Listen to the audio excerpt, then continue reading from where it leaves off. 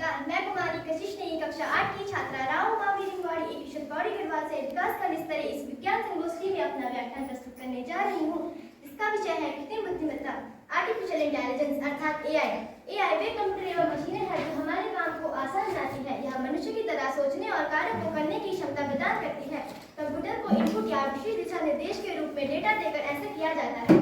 AI एक ऐसा शानदार आविष्कार है जो मनुष्य जैसी बौद्धिक क्षमता को मशीनों में विकसित करने का प्रयास करता है। इसका उद्देश्य है कि मशीनें परिस्थितियों के अनुसार अपना निर्णय ले सकें। कृत्रिम बुद्धिमत्ता का प्रयोग तर्क शक्ति प्रतिक्रिया के मॉडल तैयार करने में किया जाता है, जिससे मशीनें जटिल कार्यों को समझ सकें। आर्टिफिशियल इंटेलिजेंस की शुरुआत 1950 के दशक में हुई थी और आज यह मानव सभ्यता के विकास में महत्वपूर्ण एवं चमत्कारिक योगदान कर रहा है। शिक्षा के क्षेत्र में एआई का भरपूर इस्तेमाल हो रहा है। Online exam, automatic grading system, smart personalised study contact, doubt clearing, self evaluation जैसी एआई सुविधाओं का उपयोग शिक्षा प्रणाली में हो रहा है। तो ये बताएं आप कि नौकरियों पर खतरा जो हो रहा है ना, कैसे हो रहा है खतरा है? मतलब क्या, मतलब आदमी इतने सारे लोग हैं, 140 करोड़ लोग हैं यहाँ, और नौकरियों पर खतरा हो रहा है, लोग सारे पढ़े लिखे हैं, तो खतरा कैसे हो रहा है उसमें? सारे काम तो जैसे जो हमें करने चाहिए वो सारे काम तो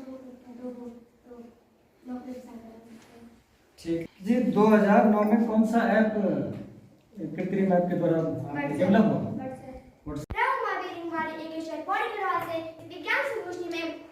अपना व्याख्यान प्रस्तुत करने जा रही हूँ, जिसका विषय है कृत्रिम बुद्धिमत्ता, आर्टिफिशियल इंटेलिजेंस अर्थात एआई। एआई में कंप्यूटर एवं मशीनें हैं जो हमारे काम को आसान बनाती है। यह कंप्यूटर को मनुष्य की तरह सोचने व कार्य करने की क्षमता प्रदान करती है। कंप्यूटर को इनपुट या विशेष दिशा निर्देश के रूप में डेटा देकर ऐसा किया जाता है।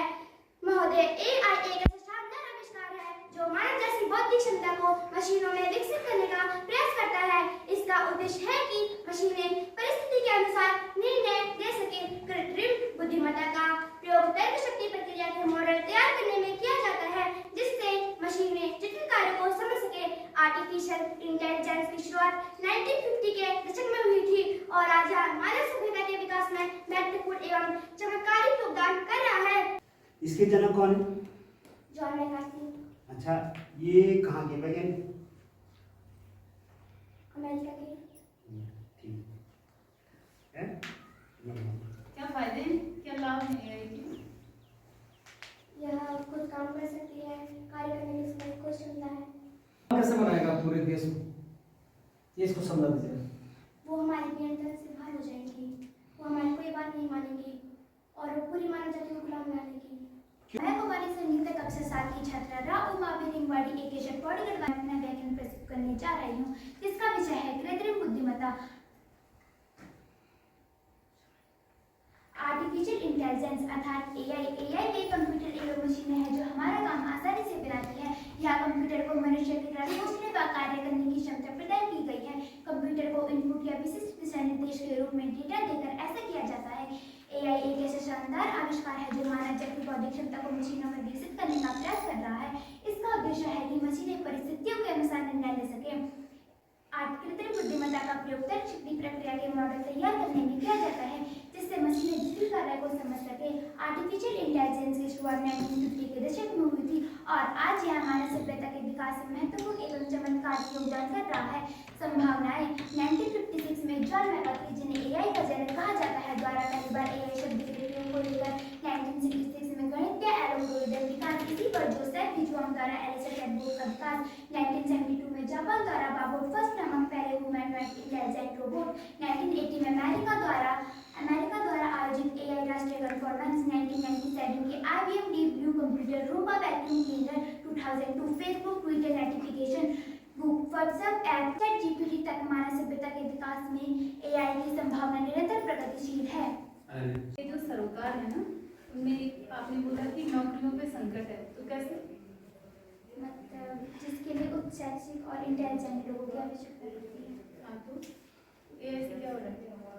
एआई से लोगों की नौकरी खत्म हो सकती है। प्रयास एआई के निर्णय में नैतिकता और पूर्वाग्रह की समस्या, पारदर्शिता की कमी, मानव एआई सहभागिता, इसकी संभावनाएं, एआई और मानव के बीच बेहतर संवाद और सहयोग बढ़ेगा, सहायक उपकरणों का विकास होगा और वर्चुअल असिस्टेंट उच्च ऊर्जा खपत वाले एआई मॉडल पर्यावरण पर नकारात्मक प्रभाव संभव, पर्यावरण डेटा की गलत व्याख्या से गलत निर्णय, कृत्रिम बुद्धिमत्ता एआई की संभावना और चिंताओं का संतुलन भविष्य की दिशा तय करेगा और एआई हमारी दुनिया को अधिक कुशल और उन्नत बना सकता है। वहीं दूसरी ओर इसके गलत उपयोग से गंभीर सामाजिक और नैतिक चुनौतियां उत्पन्न हो सकती है।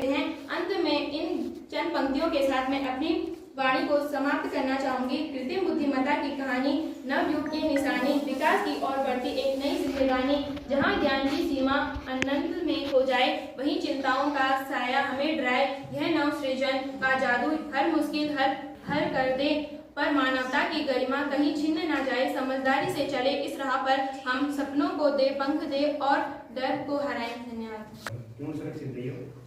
एआई के सॉफ्टवेयर के साथ कोई शेयर नहीं कर सकता। हाँ, उसको मतलब हैक कर सकता है। डीप फेक क्या होता है? जैसे फेक न्यूज़ फैलाना।